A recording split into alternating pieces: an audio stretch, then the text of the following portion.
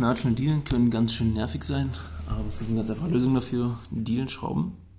Das sind Schrauben mit ganz kleinem Kopf und man muss diese Schrauben einfach nur dort ansetzen, wo das Knatschen am lautesten ist. Das passiert meistens hier an der Stelle, wo der Nagel und die Diele aneinander reiben.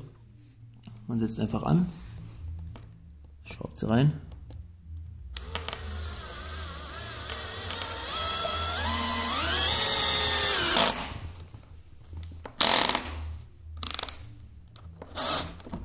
So. Und das Geräusch ist weg. Fertig.